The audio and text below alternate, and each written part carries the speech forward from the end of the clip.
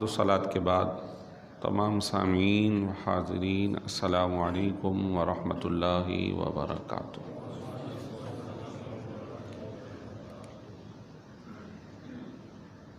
سورہ اعلیٰ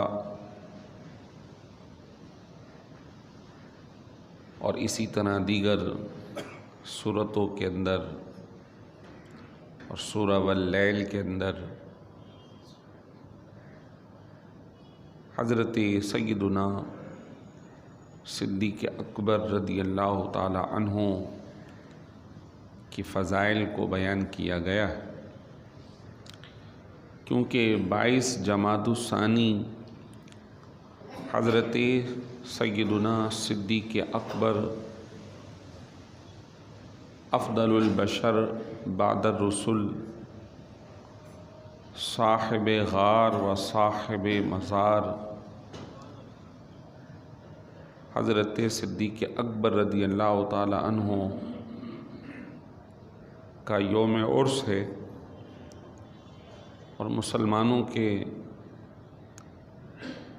محسن ہیں، اس قدر احسانات ہیں کہ امت ان کے احسانات کو پورا نہیں کر سکتی، بلکہ سرکار دو عالم صلی اللہ تعالی علیہ وسلم کا فرمان عالی شان ہے کہ مجھ پر جتنے بھی کسی نے احسانات کیے میں نے ان سب کا بدلہ چکا دیا، سوائے صدیق اکبر کے کہ اللہ ہی ان کو بدل عطا فرمائے گا۔ جتنے احسانات تھے حضور نے ان کے بدل دے دیے، اور جو ان کے احسانات ہیں ان کا تعلق ہے سرکار دو عالم صلی اللہ علیہ وسلم سے، تو فرمایا میں نہیں بلکہ اللہ تبارک و تعالی ان کو قیامت میں بدل عطا فرمائے گا۔ یہ بہت بڑی بات ہے، بہت بڑی فضیلت ہے جو سیدنا صدیق اکبر رضی اللہ تعالیٰ عنہ کو اللہ نے عطا فرمائی ہے۔ پچھلے جمعۃ المبارک بھی آپ کے کچھ تعلق مصطفیٰ صلی اللہ علیہ وسلم کے حوالے سے سنا تھا، آج بھی آپ کی سیرت کے حوالے سے ہی کچھ نمایاں پہلوؤں کو سننے کی سعادت حاصل کریں گے۔ جیسے پچھلے جمعۃ المبارک عرض کی تھی کہ حضرت صدیق اکبر رضی اللہ تعالی عنہ کا اصل نام ہے عبداللہ بن عثمان، اور ان کا جہاں صدیق لقب ہے وہاں عتیق بھی لقب ہے۔ عتیق کا مطلب ہوتا ہے آزاد۔ نبی رحمت صلی اللہ علیہ وسلم نے ایک موقع پر آپ کو ارشاد فرمایا انت عتیق من النار، ابو بکر تم جہنم سے آزاد ہو، تم جہنم سے آزاد ہو۔ ایک موقع پر فرمایا یا ابا بکر انت فی الجنہ، اے ابو بکر تم جنت میں جاؤ گے۔ عشرہ مبشرہ، جن 10 صحابہ کرام کو سرکار دو عالم صلی اللہ علیہ وسلم کی زبان اطہر سے یقینی خبر دی گئی کہ آپ جنتی ہیں، ان میں سے پہلے حضرت سیدنا صدیق اکبر ہیں کہ آپ کے بارے میں حضور نے فرمایا ابو بکر تم جنت میں جاؤ گے۔ یہ بہت بڑی سعادت ہے، اس قدر سعادت کہ دنیا میں ہی اللہ تبارک و تعالی نے انجام انہیں بتا دیا۔ وجہ کیا ہے؟ وجہ ہے کہ انہوں نے اپنی ذات کو نبی رحمت صلی اللہ علیہ وسلم کی تابعداری میں فنا کر دیا۔ ان کے صبح و شام، ان کی زندگی شب و روز سرکار دو عالم صلی اللہ علیہ وسلم کی اتباع میں گزر گئی۔ آپ صلی اللہ علیہ وسلم کی تابعداری ہی اللہ تبارک و تعالی کی رضامندی، اللہ کے راضی ہونے کا زینہ اور سیڑھی ہے۔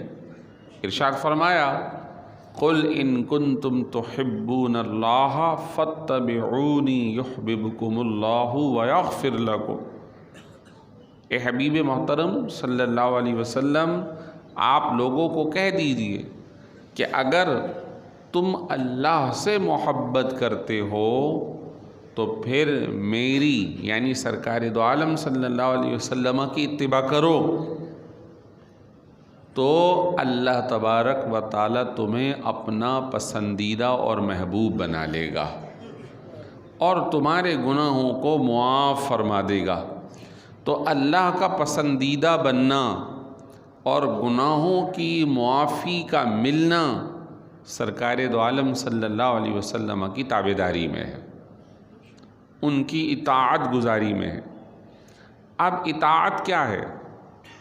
اطاعت اس چیز کا مطلب ہے، تابعداری اس چیز کا مطلب ہے کہ ان کے قدم بقدم ان کے بتائے ہوئے طریقے کو من و عن اختیار کر لیا جائے۔ عربی میں یہ جو ہم لفظ استعمال کرتے ہیں اتباع، عربی میں ایک لفظ استعمال ہوتا ہے تبعن، تابعین۔ تبعن کہتے ہیں گائے کے بچے کو۔ جب گائے یعنی ماں آگے آگے چلتی ہے تو بچہ اسی کے قدم پہ قدم رکھتے ہوئے آگے چل رہا ہوتا، بالکل ہو بہو اس کے پیچھے۔ سمجھانے کے لیے، تشبیہ دینے کے لیے انسان کو اپنی زندگی سرکار دو عالم صلی اللہ علیہ وسلم کے فرمان میں بالکل اسی گائے کے بچے کی طرح، کہ جس میں سمجھ نہیں ہے کہ اس کی ماں کہاں جا رہی ہے، کدھر جا رہی ہے، اس کو یہ نہیں پتہ انجام کیا ہے، بس وہ اپنے ماں کے پیچھے پیچھے۔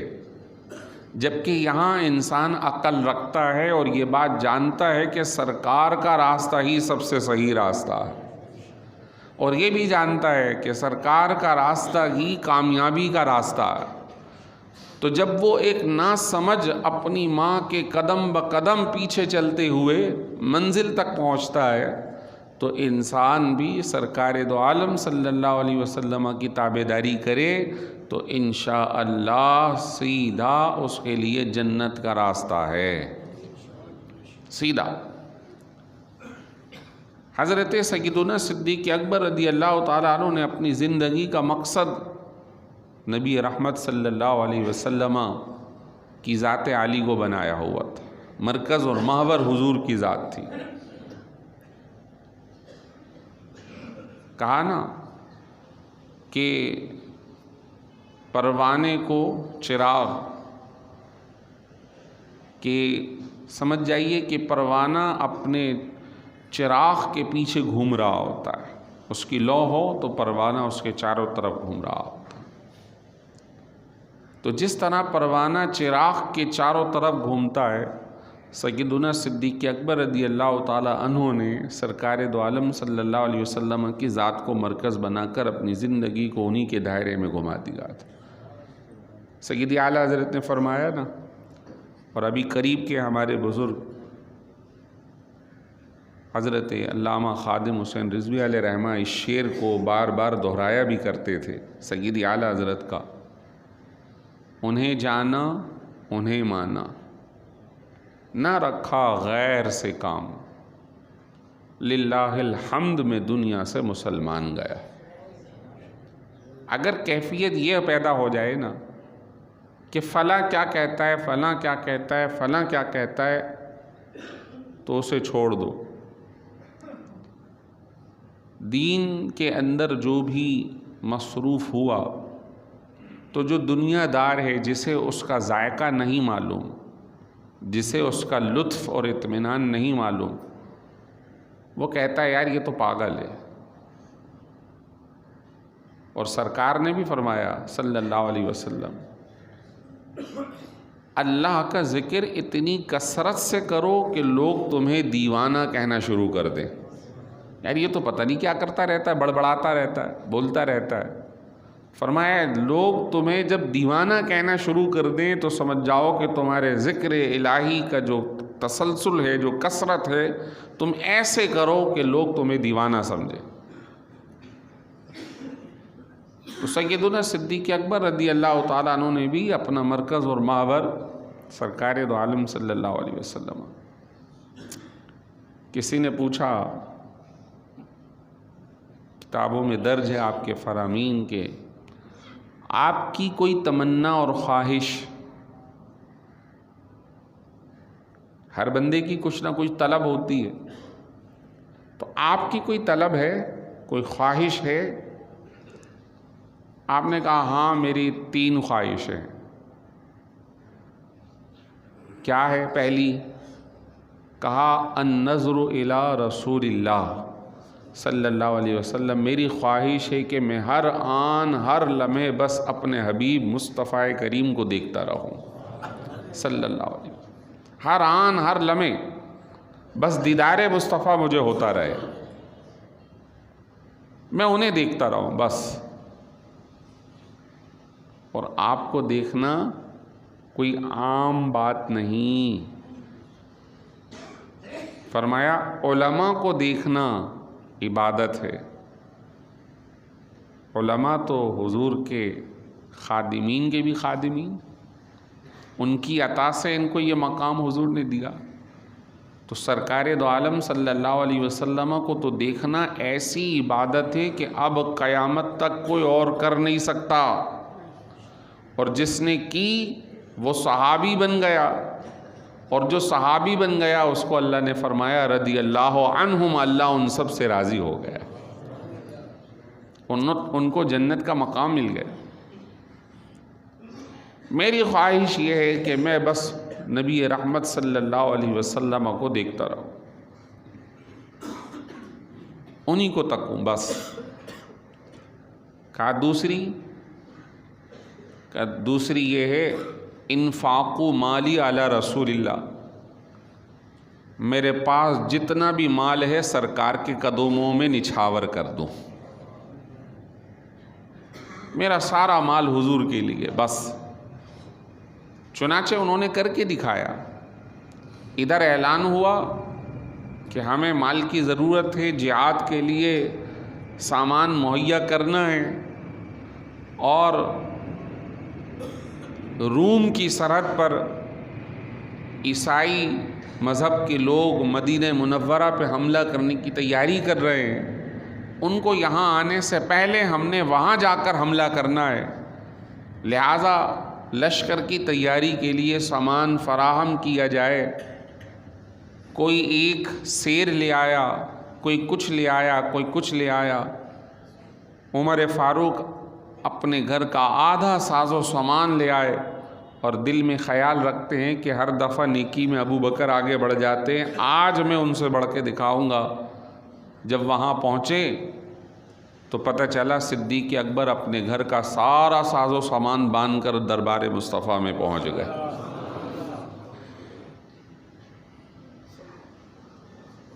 پوچھا سرکار نے ما ابقیت لہم، ابو بکر گھر والوں کے لیے کیا چھوڑا؟ عرض کی ابقیت لہم اللہ ورسولہ، میں نے ان کے لیے اللہ اور اس کے رسول کی محبت چھوڑ دی۔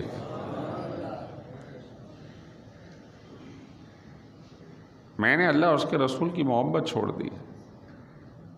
عمر فاروق کہتے ہیں کہ میں ہر موقع پہ پیچھے رہ جاتا ہوں، آج کوشش کی تھی لیکن آج بھی ابو بکر مجھ سے آگے ہی رہے۔ سیدنا صدیق اکبر رضی اللہ تعالیٰ عنہ بہت ہی زیرک اور سمجھدار فرد تھے،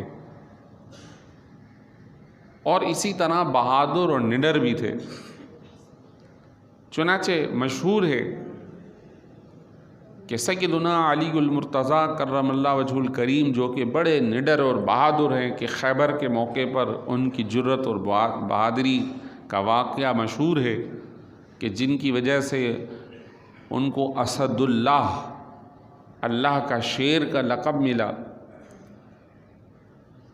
تو ایک تذکرہ صحابہ کرام کے درمیان چل رہا تھا، اور یہ بات چلی کہ صحابہ کرام میں سب سے نڈر اور بہادر آدمی کون ہے؟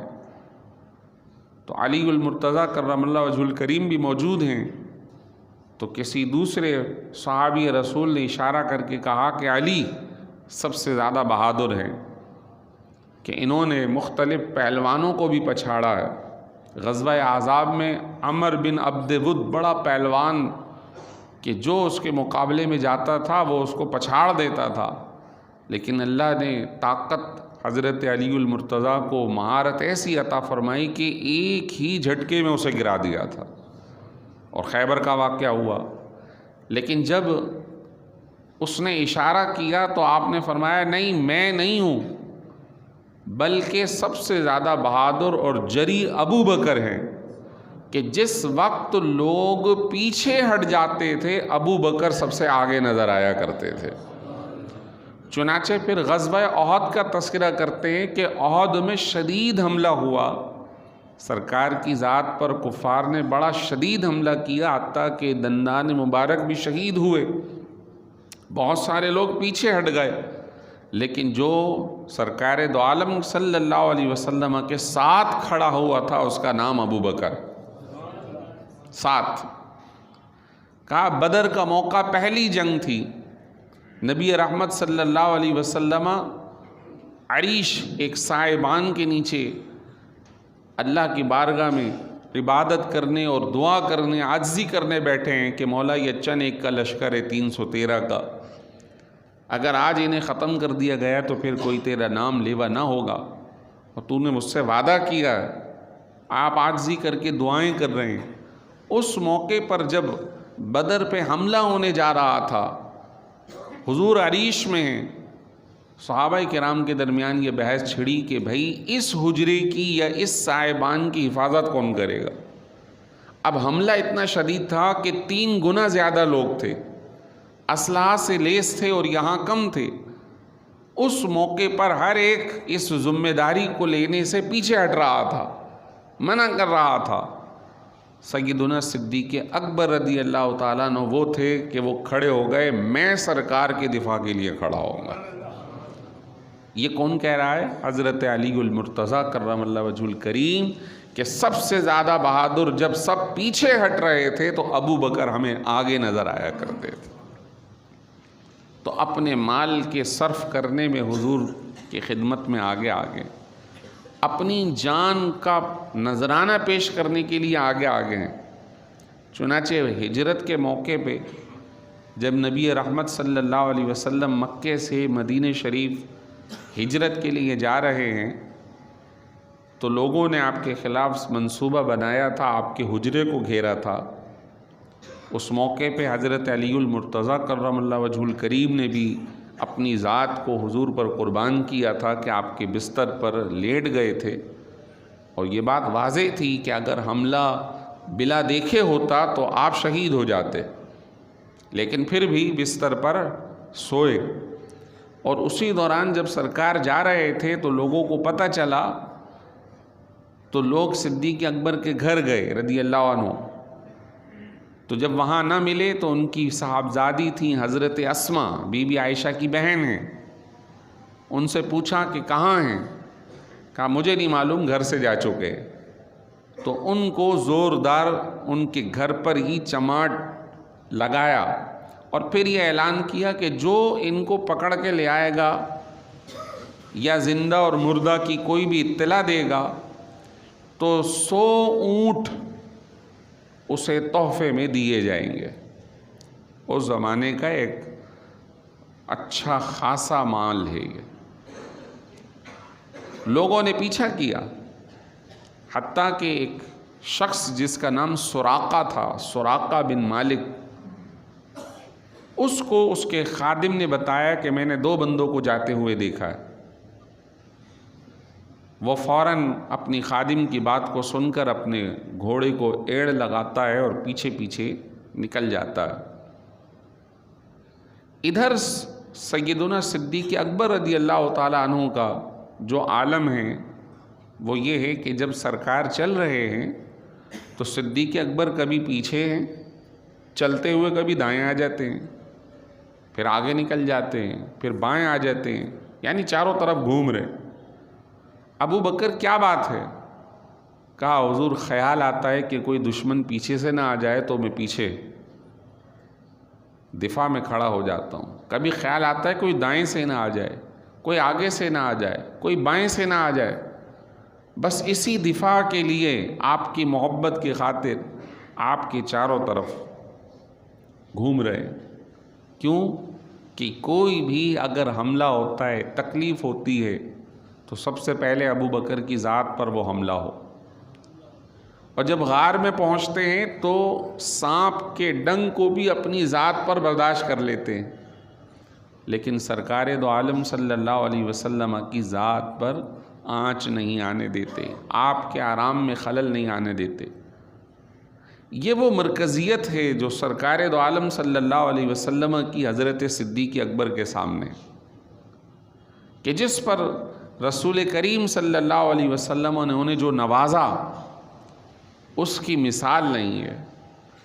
جب آپ کا انتقال ہو رہا تھا، بڑی طویل یعنی آپ کی سیرت میں تو مختصر حصے بتا رہا ہوں، آپ کا وصال ہونے لگا تو حضرت علی المرتضیٰ کرم اللہ وجہہ الکریم کو بلایا اور اس سے پہلے اپنی بیٹی حضرت بی بی عائشہ سے پوچھا کہ بتاؤ آج کون سا دن ہے؟ بتایا آج پیر کا دن ہے. یعنی اس دن کی موافقت بھی منظور تھی کہ جس دن سرکار نے پردہ فرمایا. حضرت علی المرتضیٰ کو بلایا رضی اللہ عنہ اور وصیت کی، علی اگر میں مر جاؤں تو جن ہاتھوں کو استعمال کیا تھا سرکار کے غسل کے لیے، انہی اپنے ہاتھوں سے مجھے غسل دینا. علی جس طرح تم تدفین میں شامل تھے، مجھے بھی اسی طرح تم ہی تدفین کرانا، اور علی جب غسل دے دو تو مجھے دروازے پر لے جانا اور صدا دینا کہ خادم چاہتا ہے کہ آپ کے پڑوس میں جگہ مل جائے، اگر وہاں سے اجازت ہو تو مجھے پڑوس میں دفن کر دینا، ورنہ جنت البقیع لے جانا. حضرت علی المرتضیٰ نے ہی غسل دیا، کفنایا اور پھر حجرے کے پڑوس میں دروازے پر لے گئے اور وہی وصیت جو کی تھی وہ دہرائی. ساری کتابیں جو سیرت کی موجود ہیں اس کے اندر یہ موجود ہے کہ سرکار دو عالم صلی اللہ علیہ وسلم کے روضہ اطہر سے آواز آتی ہے، ادخلوا الحبیب الی الحبیب، محبوب کو محبوب سے ملا دو. فإن الحبیب مشتاق، کیونکہ جو محبوب ہے وہ اپنے محبوب کا مشتاق ہے. اور یہ اجازت ملی تو سرکار دو عالم صلی اللہ علیہ وسلم کے پڑوس میں ان کو جگہ مل گئی. تو سفر میں حضور کے ساتھ تھے، غار میں حضور کے ساتھ تھے، اور نبی رحمت صلی اللہ علیہ وسلم نے ایک حدیث میں ارشاد فرمایا، انت صاحبی فی الغار و فی الحوض، فرمایا کہ ابو بکر تم غار ثور میں میرے ساتھ تھے، کل حوض کوثر پہ بھی میرے ساتھ ہوگے. اور آج اپنے ساتھ نبی رحمت صلی اللہ علیہ وسلم نے جگہ عطا فرمائی ہوئی. جس طرح سلام حضور کی بارگاہ میں پہنچ رہا ہے، فوراً ہی صدیق اکبر کے پاس بھی پہنچ رہا ہے. یہ خدمت گاری کا صلہ ہے، یہ محبت کا صلہ ہے کہ آج عرصہ ہو گیا چلے گئے، لیکن آج ہم ان کے تذکرے کو سن کر اپنے دلوں کو اطمینان دلا رہے ہیں. ان کے احسانات تو بہت ہیں، اگر احسانات کی تفصیل اگر کہ انہوں نے کیا کیا کیا، اس قوم کے اوپر کیا احسانات کیے، تو وہ ایک طویل ہے. اس میں سے ایک حصہ یہ ہے کہ آج جو ہم قرآن پاک پڑھ رہے ہیں یہ صرف دلوں میں محفوظ تھا. آپ نے سرکاری طور پہ اعلان کیا تھا کہ بھئی اس قرآن پاک کو کتابی شکل میں جمع کیا جائے تاکہ آئندہ قیامت تک آنے والے جو لوگ ہیں ان تک یہ پیغام الہی پہنچتا رہے اور وہ پڑھتے رہیں. تو آج اگر ہم اللہ کا کلام پڑھ رہے ہوتے ہیں، ذکر کر رہے ہوتے ہیں، سورتیں پڑھ رہے ہوتے ہیں، تلاوتیں کر رہے ہیں، حافظ قرآن پاک کی تلاوت کر رہا ہے نمازوں کے اندر، تراویحوں کے اندر، قیامت تک یہ تلاوت ہوتی رہے گی، لوگ کتابی شکل میں پڑھتے رہیں گے، قرآن چھپتا رہے گا، اور یہ سارا ثواب سیدنا صدیق اکبر کو اللہ تعالیٰ عطا فرماتا رہے گا. یہ ایک احسان ہے، نہ جانے اس طرح کتنے ہی ہیں جو ایک لمبی فہرست ہے۔ اللہ تعالیٰ حضرت سیدنا صدیق اکبر رضی اللہ تعالیٰ عنہ کے درجے کو اور بلند فرمائے، ان کی عزت کو اور بڑھائے، اور ان کے صدقے ہمیں بھی کامل اتباع رسول کرنے کی توفیق عطا فرمائے۔ وآخر دعوانا الحمدللہ رب العالمین۔